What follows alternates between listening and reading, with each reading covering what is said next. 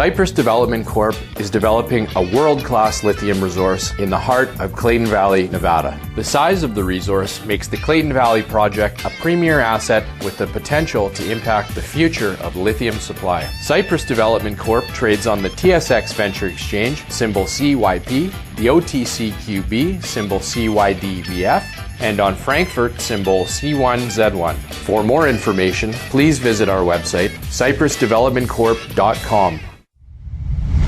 You're listening to HowStreet.com radio, available online at TalkDigitalNetwork.com.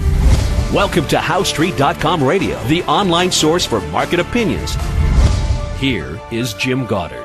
My guest is Stewart Muir, Executive Director of the ResourceWorks Society. His website, resourceworks.com. His Twitter handle @SJMuir. Welcome back to the show, Stewart.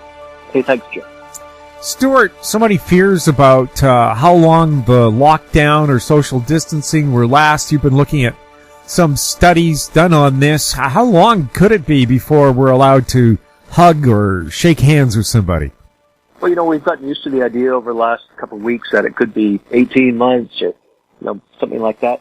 Well, this new study out from Science, the journal this week, is suggesting it could be actually much longer than that when we have not necessarily the same lockdown we have now, but intermittent lockdowns where we have social distancing measures that have to be put in because there's a rising and falling risk all the way up until 2022 or even, depending on how this plays out, into 2025, 5 years of this. I think this is a big story. We're going to be hearing a lot more about it because it affects all of the planning that health officials and on the economic side, what does it mean for businesses and people trying to supply what we need in life. Incredible. This story is also looking into the need for measures to understand the degree of immunity. I mean, right now, some people might be immune to it because they've had it and exposed to it, whether they got sick or not. We don't know if that makes a big difference, but if they've had it, just like with the flu, we don't have a vaccine, of course, and no one really even knows whether we can get a vaccine. So all this is swirling around. We've got way more questions than answers, and it just seems like every day there's some new giant question mark that comes along, and we don't have the answer for that. Well, one thing that's reassuring, I think, about today's outbreak is that the scientific community is brilliant.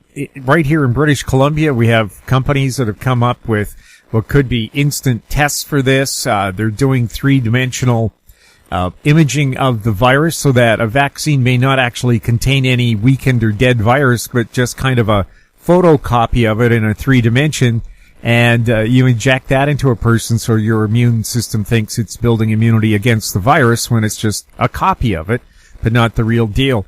So we keep thinking we're going to have a quick fix, but are we overly optimistic?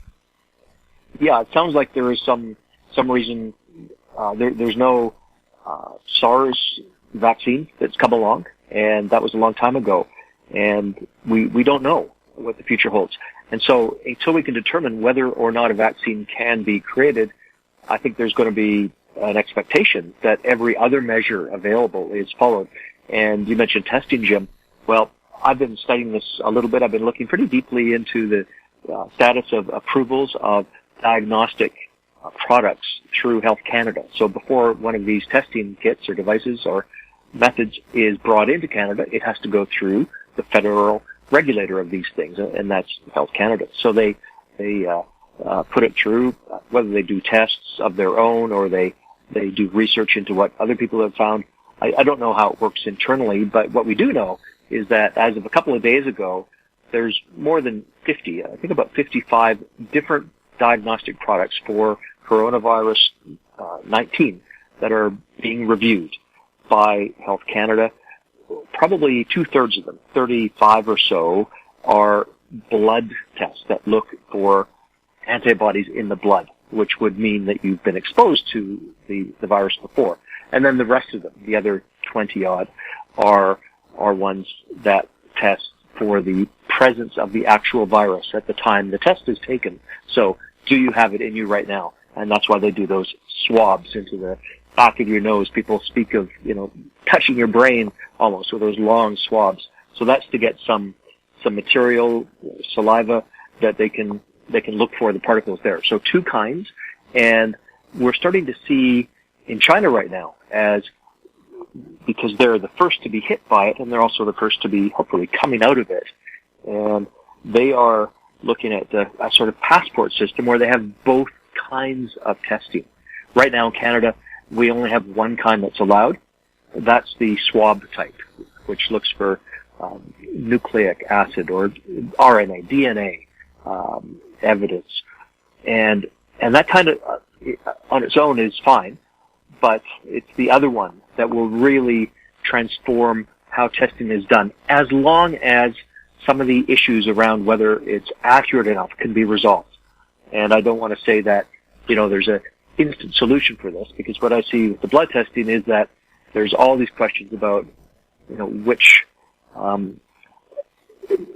particles is it looking for in the blood that will tell you whether there's an antibody that's effective or relevant. So as soon as we can get the science on that, and looking at what the Chinese are doing, there's one factory Bloomberg News talked to. They had something like 300 people. They were trying to get back to work. Their philosophy is, look, no one is coming back to work unless they have a clean bill of health. And the way they're going to do that costs about $43 is to put them through these 2 tests. So is that what's coming to Canada? I don't know, because the Health Canada folks have been saying, well, we don't have a strategy yet. We don't really know how we're going to approach it. We haven't approved any blood tests, and hey, don't push us on this because we're doing the science. I think right now we're not so much hobbled by the inconclusiveness of the current science as we are by the lack of strategy. We don't have the formed up thinking yet, and sort of understandable because we're in the middle of a crisis. Lives are at stake. New things are happening every day that are very expensive and horrible, and so it's easy to see why the frontline people are obsessed with that. But at the same time, if we're going to be in this for 5 years or even 2 years or less, it's going to be very important that we have policies that are understood by government, by business, by health professionals, scientists, that everyone can benefit from. And right now it sounds like in the scramble, there's still some work to be done. Ottawa, it seems to me, was caught flat-footed here. They were warned a long time ago a pandemic was very likely. They didn't store up equipment. They shipped equipment overseas. BC and Alberta, on the other hand, cleared the deck, started restricting travel and making recommendations that Quebec and Ontario were 2 weeks late in doing. So your leadership in local government seems to be pretty important on this as well. Yeah, I mean, who would have predicted a few weeks ago that Bonnie Henry, the now legendary chief medical officer for BC, would become this global celebrity of how to do it right? That's pretty amazing. I think British Columbians should be proud of that. And the preparation. But more importantly, I think, is our politicians paid attention to that advice and didn't try to sugarcoat it. I mean, they turned the Vancouver Convention Center into a temporary hospital, not to use it, but just in case. They didn't want to, again, be caught short like New York or Italy. Yeah. It's reminded me a little bit about years back, 20 years back, Y2K. Remember that, Jim? In my case, at the newsroom I was at in those days at the Vancouver Sun, we had months of preparation. We knew that on New Year's Eve, going into the year 2000, coming out of 1999, that the predictions were there would be this global computer meltdown, the missing digit. If it's not updated, it's going to crash all these computers. Everything will, planes will fall out of the air.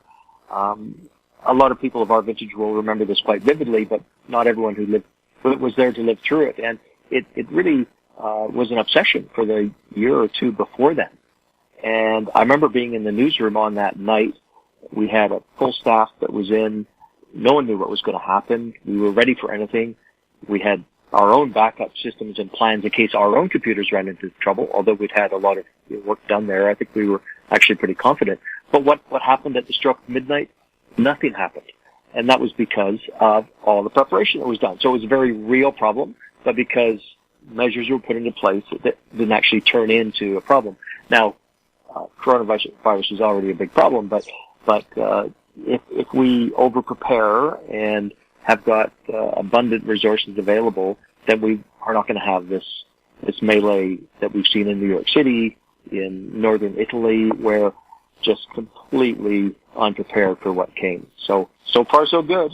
We'll have more with Stewart Muir right after this. Media recognition from Bloomberg, Reuters, recycling trade publications, patented process for 100% recovery of critical metals, including cobalt, lithium, nickel, manganese, aluminum. American Manganese is focused on recycling lithium-ion batteries for electric vehicles. American Manganese trades on the TSX Venture, AMY, the US, AMYZF, and Frankfurt 2AM. For more information, visit AmericanManganeseInc.com or phone me, Larry Ray, at 778-574-4444. Avon Resources Limited is a gold exploration company with significant projects in British Columbia and the Yukon, trading on the TSX Venture Exchange, symbol ABN, and the OTCQB, symbol ABNAF. Surrounded by world-class gold deposits and mines, Avon's 23,000 hectares Forest Kerr Gold Project is located in the heart of the Golden Triangle in northwestern BC. For more information, visit us at avonresources.com. Welcome back. We're speaking with Stewart Muir. Stewart, what kind of changes have happened to the resource industries with the coronavirus? Well, some of the more obvious ones are that, of course, there's a huge decrease in consumption of all kinds of materials. You see this reflected in the recent job stats in recent days. We see how, indeed, restaurants and service industry has fallen off a cliff. The decline in employment in Canada is just terrible. Clothing, retailers, that kind of thing, anything to do with entertainment out of the home, these have all just collapsed. But we're starting to see the effect now of not only the pandemic, but also the Saudi Arabian-Russia oil dispute, which is coming a little closer to a solution, but not for markets in its effect on oil prices. So people aren't driving around. They can fill up their cars for shocking prices. It's a flashback to decades ago in terms of what the price is, and that's because of demand being low. So, isn't it striking, these pictures we're seeing from around the world of cities that suddenly used to having all the smog, it's clear, and the deer are walking down the street. It's amazing the resilience of the earth. What a reminder it is of how ready nature is to step in when humans are staying inside. But it has this impact on the resource sector. I'm looking particularly at, in British Columbia, the existence of mining operations, of construction on things like Site C Dam and the two pipelines that are being built right now. And you've got the phenomenon where you have large workforce concentrations of camps, accommodation camps, so that you can have thousands of people deployed to a site that is not near a city where they're going to live. And you're seeing all sorts of innovation happening there in terms of procedures to ensure the safety of the workforce and, of course, surrounding populations. There's villages, there's towns. People, they don't want to be infected by workers who are somewhere, and vice versa. So this has caused, I think, quite a bit of thinking and innovation on the part of those companies, because when you think about, okay, what pays the bills for Canada, to a huge degree, it's what we sell to the world. We're a small trading-based nation, so we market our copper concentrates, we sell our timber, we sell our pulp and paper products, our coal, and our oil and gas. This is what pays the bills for us as a country. And it's so important that the primary industries be protected. You don't want to play survivor amongst the sectors of the economy, but the truth of the matter is, when you have a very significant amount of national income that comes from these exports that allow us to buy the vaccines we need and the blood plasma and cars that we need and just essential things. You don't pay for that by selling someone a fitness lesson, as important as these services are to our quality of life. You're paying for it because those dollars start with the exports that bring in the buying power that we've got as a country. So if we see these start to go down, whether temporarily or longer, then that's a crisis level situation, because it's a very competitive world out there. Everyone is in the same crisis we're in, health-wise, and we're also when you look at other issues that are foremost right now, whether it's climate or globalization, trade relations, everyone is fighting for a living right now. And we need to cooperate, too, on the pandemic. But these are also competitive nations. And there's not one single country anywhere in the world that is out there thinking, what can we do to help Canada today? No, they're thinking, what can we do to help Norway or Malaysia or the United States? As they should, because those are their countries. So we've got to be doing the same for Canada. We need policies that allow Canada and Canadians to consider these issues. I think the enormous amount of debt we're taking on to get people through the crisis, that's politically popular. People say, hey, this is why we've laid down these structures financially that let us borrow the money, get it where we need, so we can get through a time like this. And I think most people are pretty supportive of that. When you come down to the other end of this, after the crisis is over, we're still going to have to pay, whether it's popular or not, we're going to have to pay that back somehow.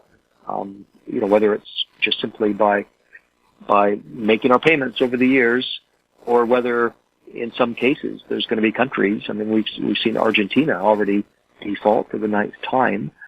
They're going to go through a currency crisis.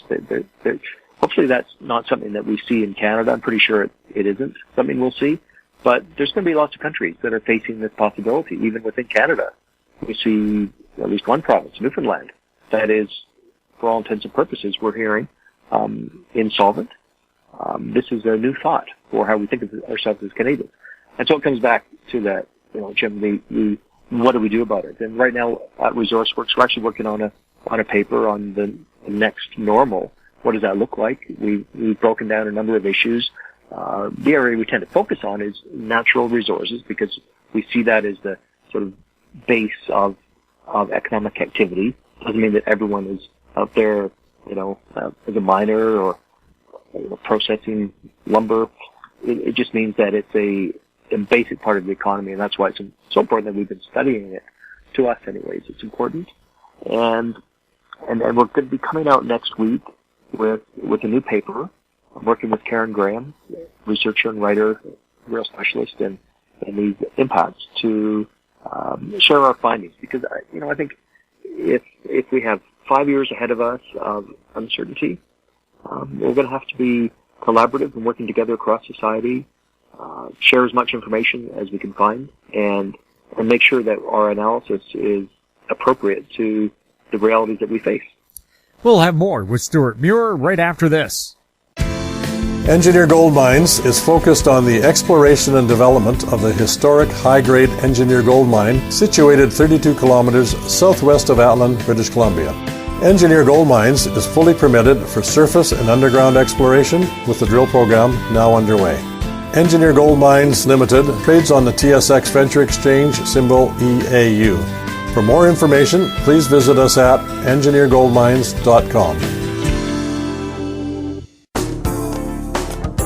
Don't miss out. Stay informed. Receive the HowStreet.com weekly recap with thought-provoking podcasts, radio, and articles delivered to your inbox. Sign up for the HowStreet.com weekly recap on our homepage at HowStreet.com. Welcome back. We're speaking with Stewart Muir. Stewart, we're finding out supply chains are not all that reliable. The longer the supply chain, say from Europe or Asia, the more vulnerable it is. Will this make Canada more self-reliant? And could it convince Quebec that maybe Alberta oil in a pipeline isn't that bad? Yeah, I think that's certainly something that needs to happen. I think there needs to be a national sense of unity around what is our economic mission. We all have to work together. We've seen in recent years the ability of the country to come around together on certain issues, on climate policy, even though there's some differences of opinion on things. I think there's been an incredible amount of success there. You think about where we stand today as a country, there's going to be a lot of people out there who are saying, oh, this is a chance for Canada to transition off oil and gas. We don't need it anymore. Look, we're perfectly fine right now in the middle of April 2020 not using very much oil and gas, so we don't need it again in the future. Well, it's unlikely that's going to play out exactly that way, but I think it's a moment to consider that as a country. 80% of the population of Canada already lives in places where more than 90% of electricity is drawn from non-fossil fuel sources. We tend to talk about, oh, you're driving too many internal combustion cars, or we don't like the amount of flying we see, but I think it's not a bad time to reflect on some of the things we're doing really, really well. And we do have this low carbon or low emissions economy that we should be very proud of. I mean, you look at up in Kitimat, at the Rio Tinto smelter up there. They make aluminum, goes all over the world. It's among the greenest aluminum manufactured in the world. And the reason they could say that, and it's true, I've checked out this claim from the company. They say it because it's made with hydroelectricity, whereas in most of the world it's made with other fuels, coal being a big one, and therefore you're holding that pop can. If it's from Canadian-made aluminum, you're holding a green pop can, and that is something we can be quite proud of. You look at other industries. Again, BC is full of examples like this in lumber. If you've got inputs that are from hydroelectricity right away, you're on a good footing.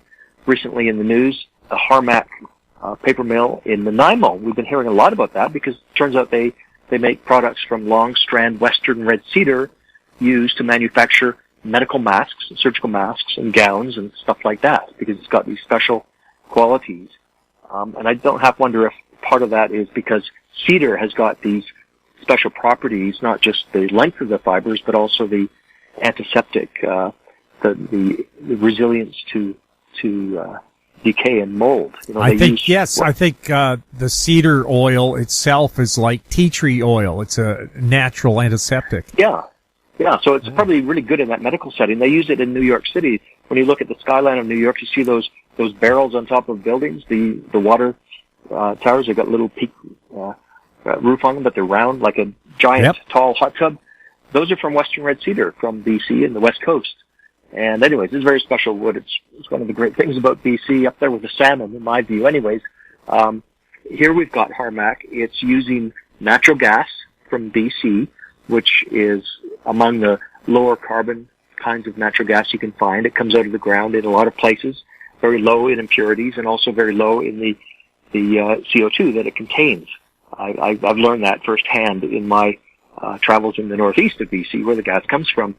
And so there we are, not only helping out the medical side of things, but also doing so in an environmentally friendly way.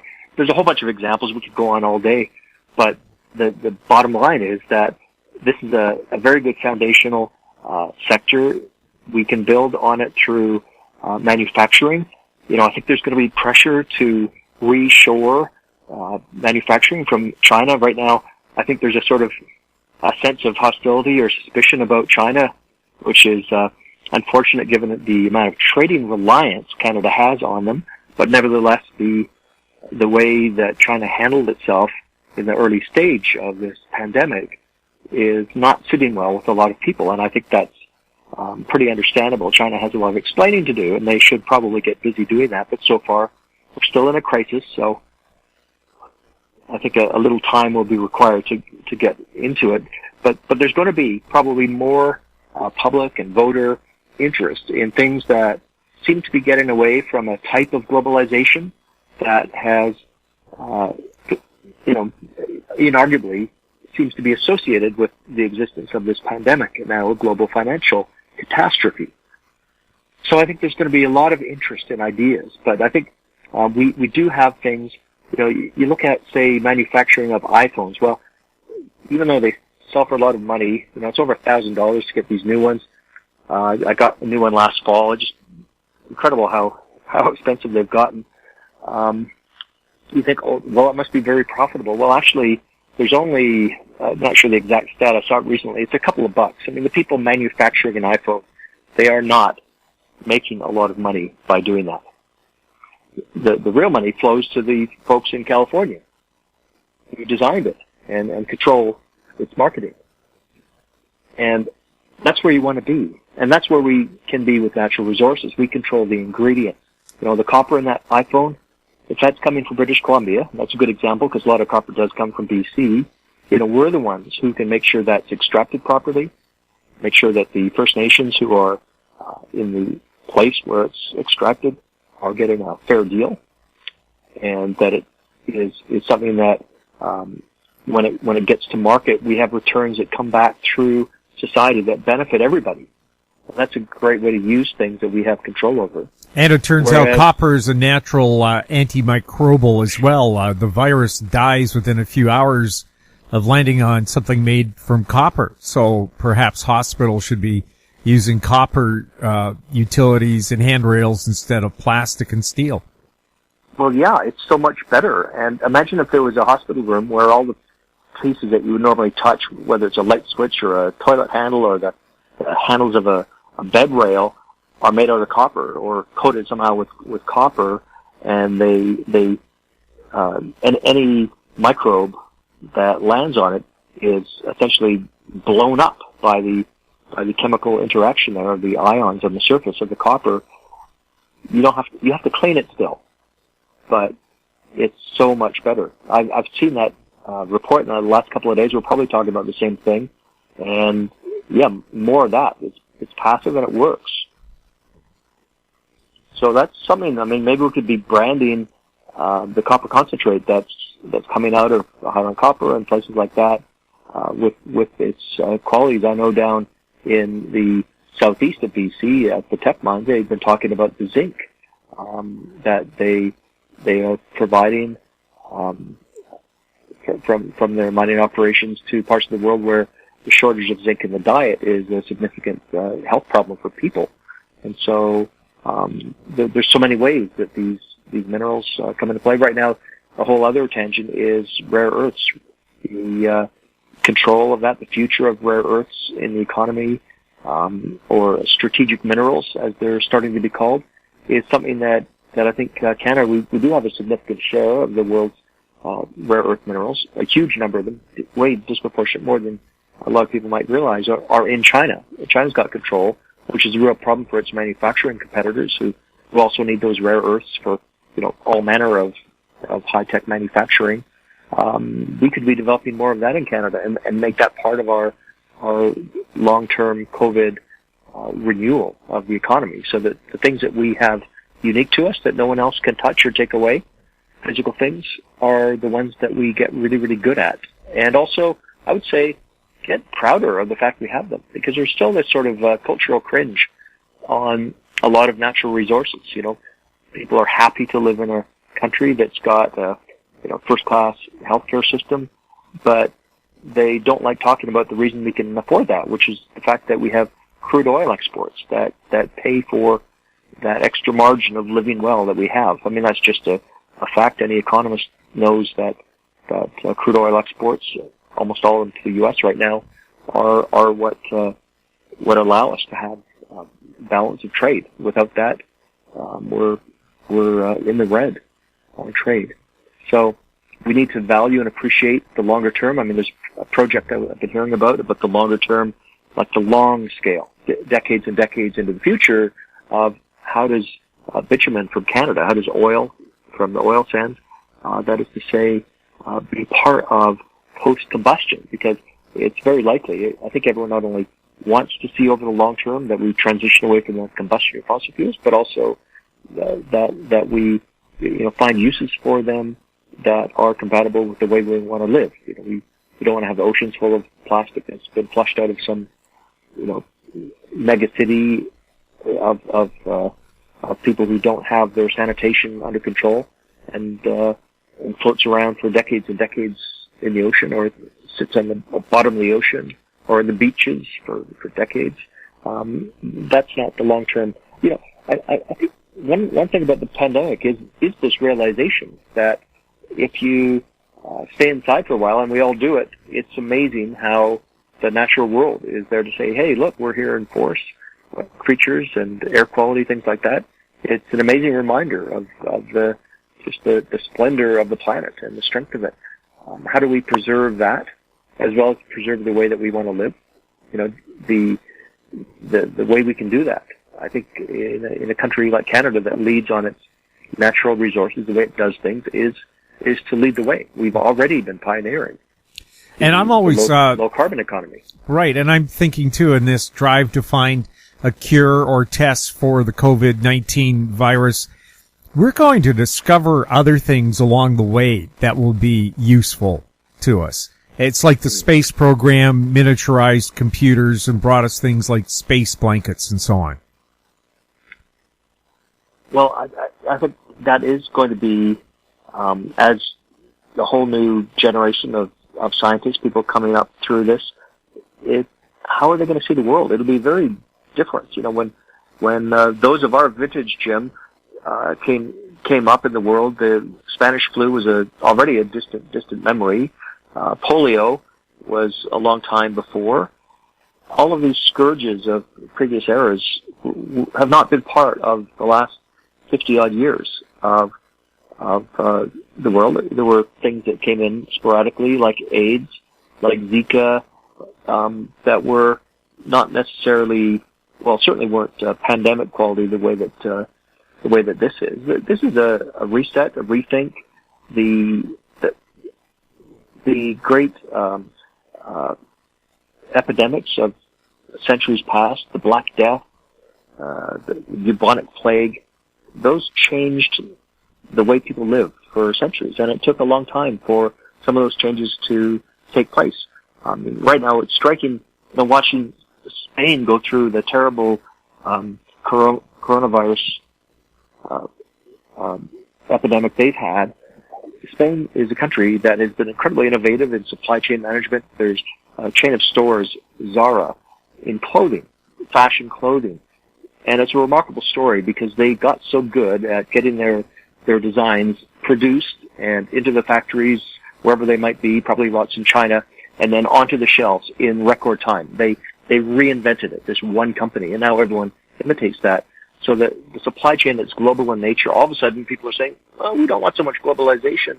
Also, we don't want to be mixing with other people. We don't want to be working shoulder to shoulder. We're going to have to rethink that.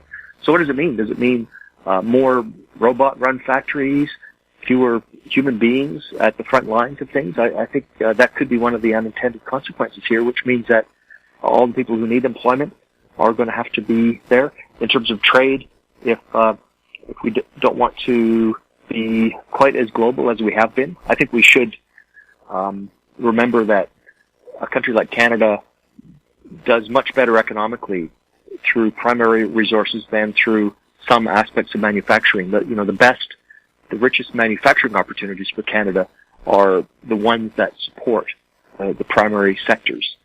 And that's because it's very hard for those opportunities to be taken away from us.